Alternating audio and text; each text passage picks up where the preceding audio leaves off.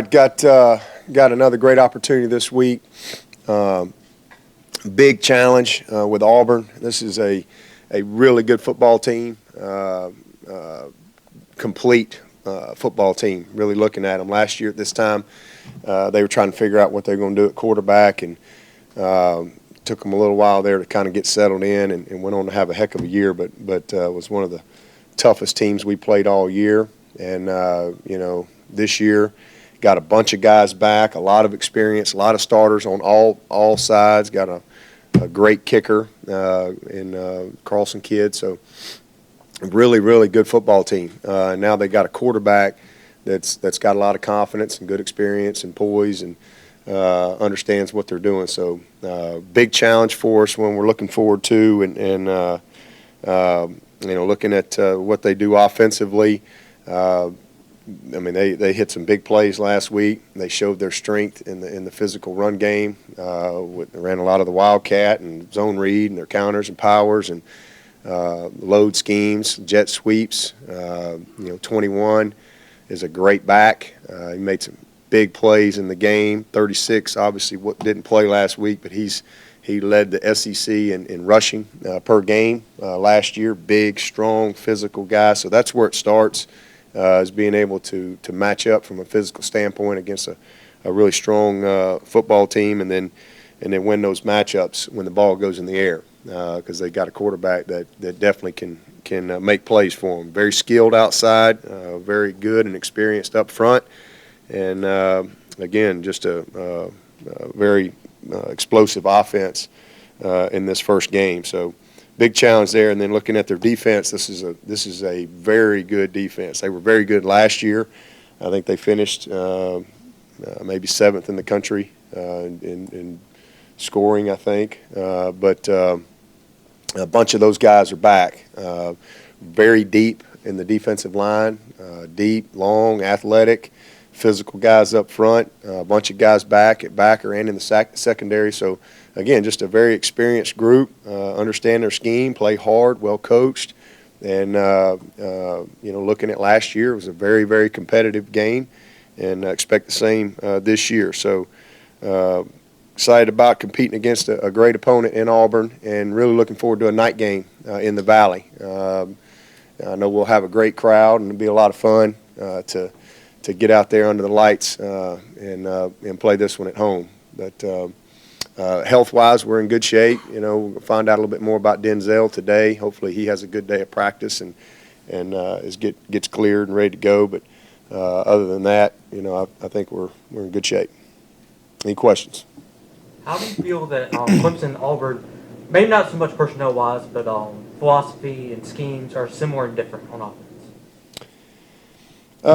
We've got some similarities. We both, I think, want to run the football at the core. I think that's clear in their presentation of what they do, and it's what we want to do. We want to be able to run the ball. We've probably thrown the ball a little bit more over the years than maybe they have, but I think at the end of the day, we both want to attack the perimeter. We want to attack downfield, and we want to have a physical run game that from a spread type set. So very similar, and then defensively very aggressive. Pressure and believe in building the team from the inside out with the guys in the trenches. So recruited a lot of the same players, and definitely got a lot of respect. Great program. Coach, how's Van doing? Is he going to be a game-time decision probably? No more today, but he's doing good. He looked good last night, and so we'll watch him cut it loose today in full pads, and feel good about him. Coach, how does the opener, guys build a lot of confidence from that? I know it's a much tougher opponent in this week in Auburn, but how does an opener like that, where you said you guys played a really clean game, help going into a week like this where you have to be on point to take down Auburn? Well, I think just playing a game. The fact that we were able to go play, and we played well. So good confidence from that, and got a lot of guys their first experience, and that's something that they can definitely build on this week, and just to get some tape against an opponent where we can really coach and really kind of talk about some things that maybe other people didn't see, but some technical things and fundamental things that we need to clean up as we move forward into a much bigger challenge facing Auburn. But, I think just the experience, a lot of guys getting to play and then playing well, that just adds to the confidence. Dabo, what's your biggest concern about your own team after week 1? Biggest concern? Just consistency in performance. I mean, now that we've played a good game, there wasn't a lot of concerns coming out of that game, and we played very well. There's some things that we need to clean up, but as far as just big concerns coming out of it, there wasn't many glaring things. And I think the biggest thing is just now can we be that consistent performing group week in and week out at a high level, especially as the competition ramps up. So this is a great challenge for us this week. This is a game that we like playing these type of games because this is you kind of see where you are, and when you come out of it, win or lose, you're going to find out a little bit more about your team and what you got to do to move forward throughout the course of the season, especially as you get into conference play. So this is a really good battle and matchup for us early in the year. Last year's game, playing it early on, kind of helped to set a tone for this team as they play some tougher games as they go along. Well, I mean, I think it was we didn't play very well last year in this game offensively, especially. We hit some plays and did enough to win, but we missed a lot of opportunities, and I give them credit for that. But had several drop balls, but I think it certainly created momentum, just like any opener that you get. When you win your first game, it just gives you good momentum to build into your season, regardless of whether you beat Auburn or whoever. You always want to get off to a good start, but. At the end of the day, it's every week is a challenge. Every week is a season of its own, and that's how we look at it. We don't make it any less or any more than that. We just go and put everything we got into getting ready for that team, and go put our best foot forward, and then grow from there. Given that they have a new coordinator, you think you got a good enough read off of the Georgia Southern on what they did? I mean, you never, this time of year, especially when they play an opponent like that and the game kind of gets out of hand, hit some explosive plays, and they kind of, played it pretty conservative there in the second half. So all you can do when you're early in the season like this is look at, film from where the new coordinator came from.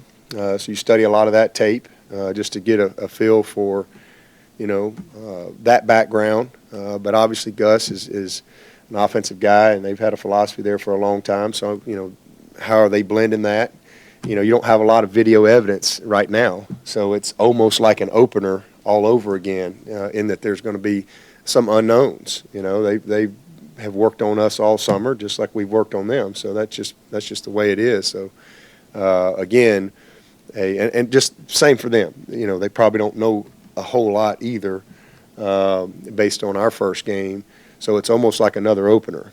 And in that, there'll be some newness, there'll be some wrinkles, there'll be some things that you'll have to make adjustments to and get settled in and really figure out what exactly, their plan's going to be.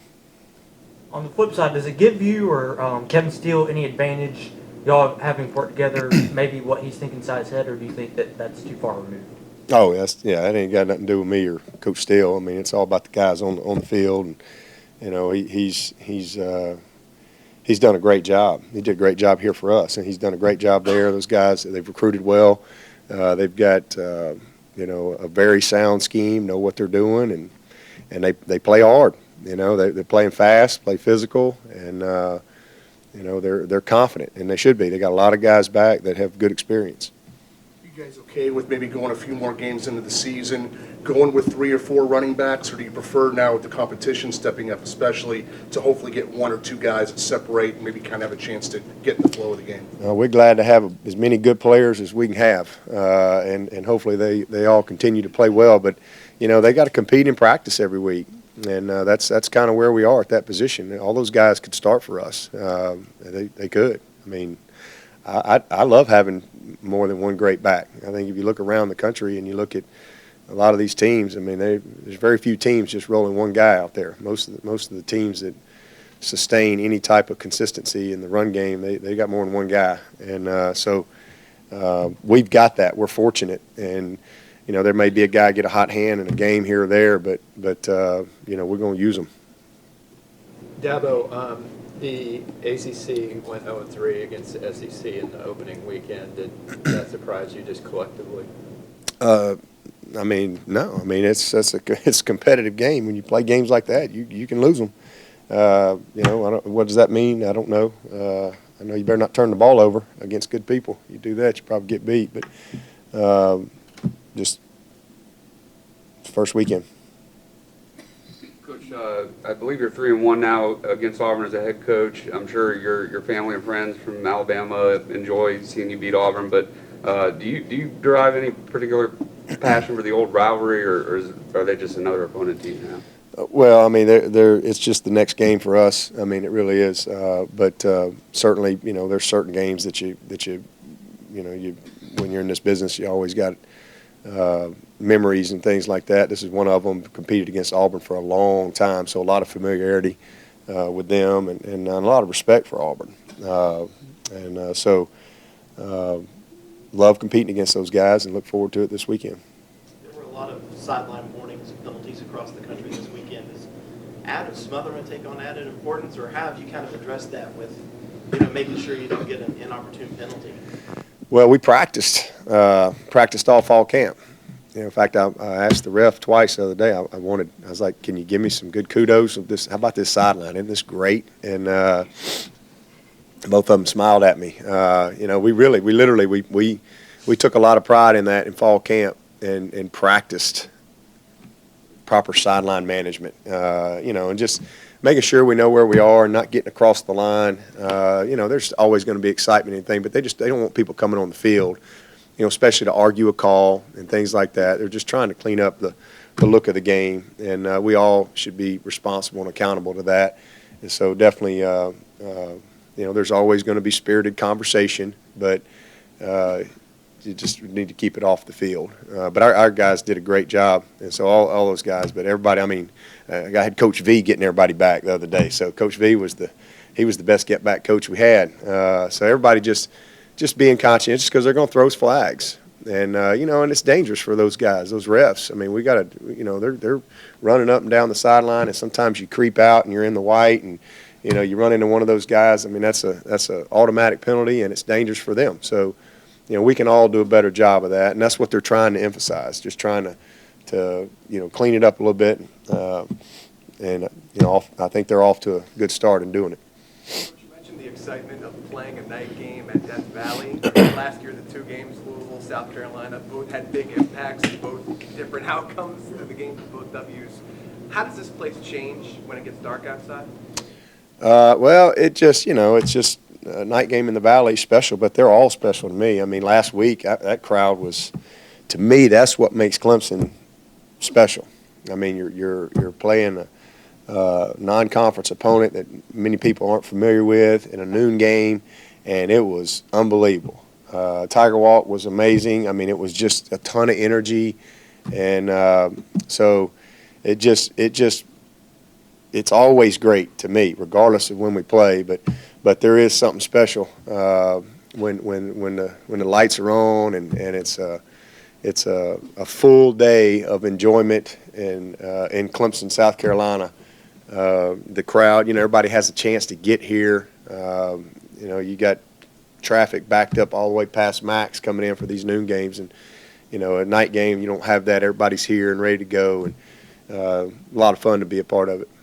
The plan last week was to play all three quarterbacks.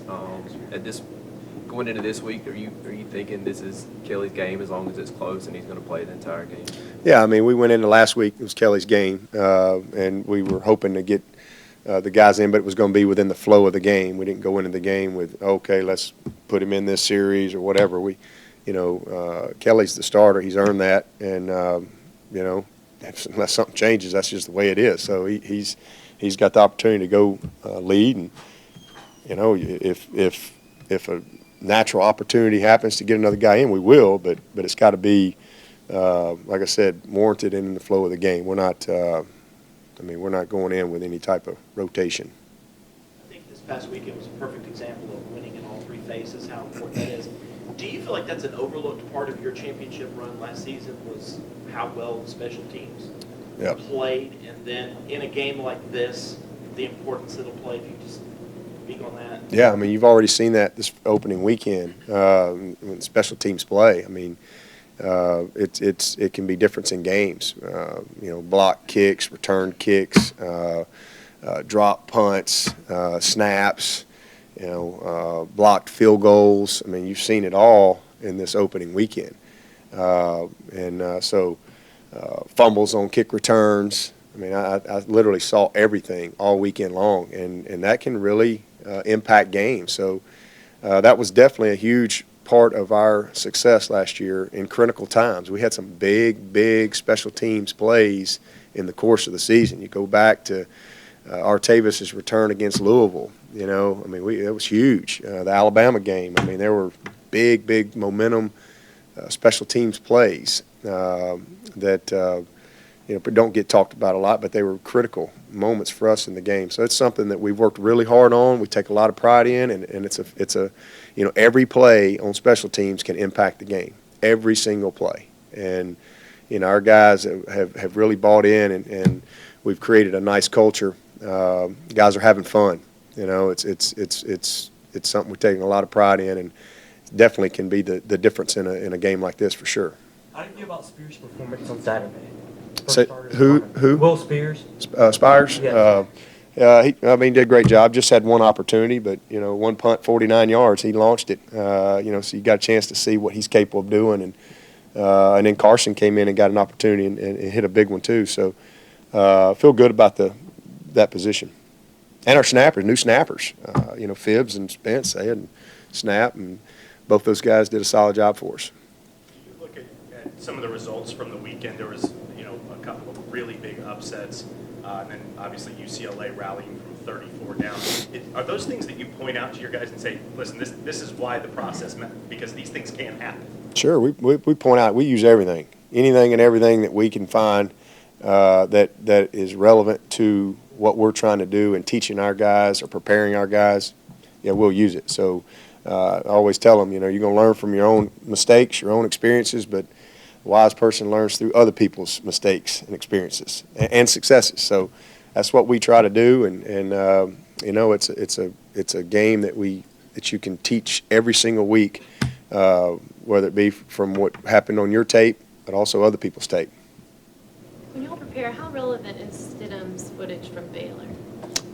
It's relevant. Because again, you're trying to evaluate a guy and just find everything you can about him as far as his nuances and just the type of player he is, the ability to make all the throws. We've got limited film. Just like when you got a freshman that's going to play, you've evaluated his high school tape. You've done everything to try to find out a little bit about him personnel-wise when you don't have much footage. This early in the season, as we get going through the course of the season, you're playing teams. You got 3-4 games. You can kind of get a feel, but. We've done our research. He's a very good player. He can make all the throws. He gets the ball out quick in the gun, especially on the perimeter. He threw a beautiful deep ball last week. They didn't catch it, but it was right on the money. And so he's got a nice touch on the deep ball, and he's efficient running the ball. He really, he's coming from Baylor. He's got a great understanding of the nuances of the zone read and the ball handling and all that stuff. So it's natural. Dabo, any thoughts on Florida State losing Francois for the year and kind of how that affects the race for the Atlantic Division this year?